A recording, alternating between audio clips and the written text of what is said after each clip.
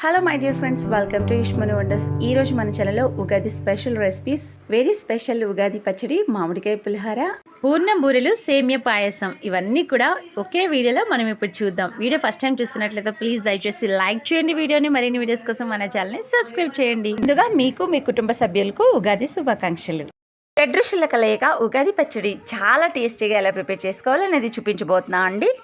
ఈ ఉగాది పచ్చడి అనేది ఒక్కొక్క ఏరియాస్లో ఒక్కొక్కలాగా ప్రిపేర్ చేసుకుంటారండి. సో మనం ఎలా ప్రిపేర్ చేసుకోవాలి అనేది ఉగాది పచ్చడి చూసేద్దాం. ముందుగా నా ఛానల్ ఎవరైనా ఫస్ట్ టైం చూస్తున్నట్లయితే ప్లీజ్ దయచేసి లైక్ చేయండి, సబ్స్క్రైబ్ చేయడం మాత్రం మర్చిపోవద్దు. Let's start the recipe. ముందుగా ఉగాది పచ్చడి చేసుకునే క్వాంటిటీని బట్టి ఒక 50 గ్రాముల వరకు చింతపండుని ఇలాగ ఒక అరగంట పాటు నానబెట్టి చింతపండు రసాన్ని తీసుకోవాలండి పులుపు కోసం. సో ఆ తర్వాత తీపి కోసం బెల్లాన్ని 1 కప్పు వరకు యాడ్ చేసుకోవాలి. బెల్లం కరిగేంత వరకు తీసుకోవాలి. ఆ తర్వాత ఇందులో వగరు కోసం లేత మామిడికాయ ముక్కల్ని మాత్రమే యాడ్ చేయాలండి. పెద్ద మామిడికాయ అయితే బాగా పుల్లగా ఉంటుంది. ఆ తర్వాత ఇందులో చేదు కోసం వేప పువ్వుని యాడ్ చేయాలి.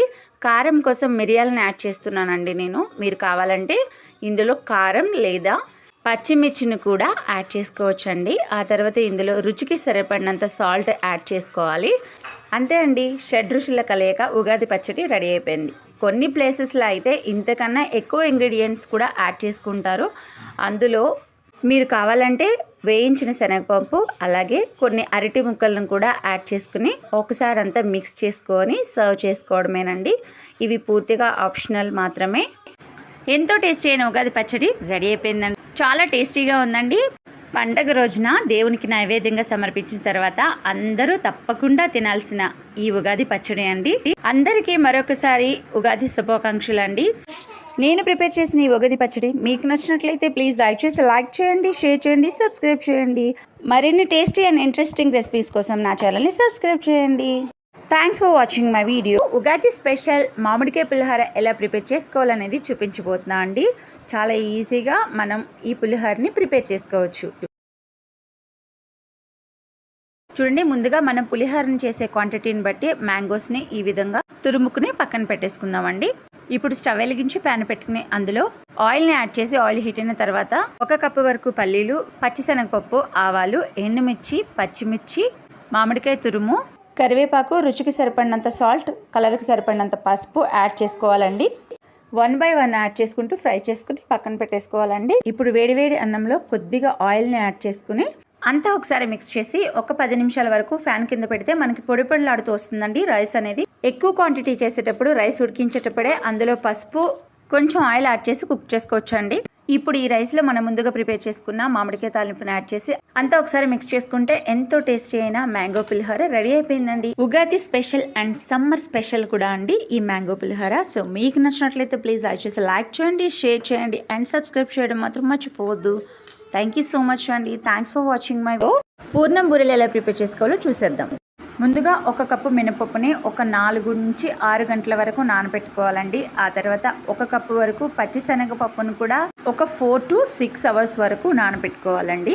పూర్ణం బూరెలు కొంచెం క్రిస్పీగా రావాలంటే 1 కప్పు మినపప్పుకి 1/3 కప్ వరకు బియ్యాన్ని తీసుకొని నానబెట్టుకోవాలి. సేమ్ టైంలో చూడండి, ఈ విధంగా పప్పుని బియ్యాన్ని మెత్తగా గ్రైండ్ చేసుకోవాలండి. ఇందులో కొద్దిగా సాల్ట్, 1 స్పూన్ వరకు ఆయిల్ని యాడ్ చేసుకోవాలి. మీరు కావాలంటే కొద్దిగా వంట సోడాను కూడా యాడ్ చేసుకోవచ్చు అండి. గ్రైండర్లో పప్పుని మిక్సీ చేసినట్లయితే పప్పుని బియ్యాన్ని కూడా ఒకేసారి యాడ్ చేయొచ్చండి. ఇన్ కేస్ మిక్సీ జార్లో అయితే విడివిడిగా నానబెట్టుకుంటేనే పర్ఫెక్ట్గా వస్తుంది.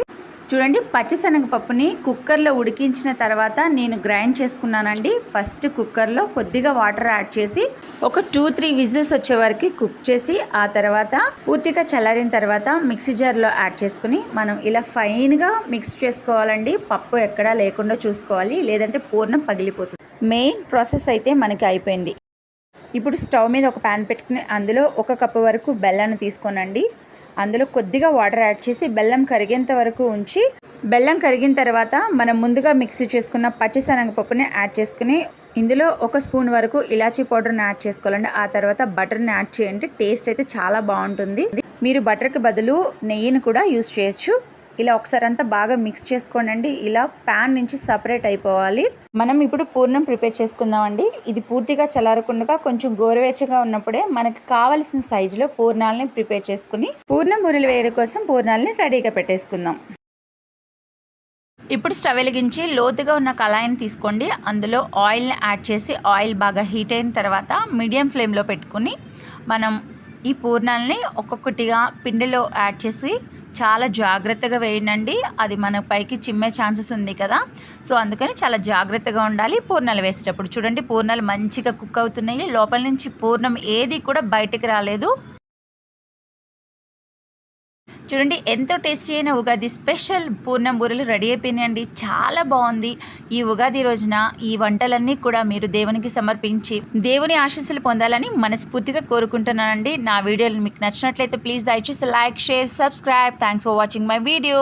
ఈ రోజు మన ఛానల్లో ప్రతి ఫెస్టివల్కి అండ్ అకేషన్స్ కూడా ప్రిపేర్ చేసే ఒక స్వీట్ రెసిపీ సేమియా పాయసం అండి. చాలా టేస్టీగా చిక్క పడకుండా ఎలా ప్రిపేర్ చేసుకోవాలనేది ఈ వీడియోలో చూసేద్దామండి. వీడియో తప్పకుండా లైక్ చేయండి, సబ్స్క్రైబ్ చేయండి. ముందుగా స్టవ్ పైన ఒక ప్యాన్ పెట్టుకుని అందులో ఒక 250 గ్రామ్స్ వరకు సేమియాని ఇలా ఫ్రై చేసుకోవాలండి.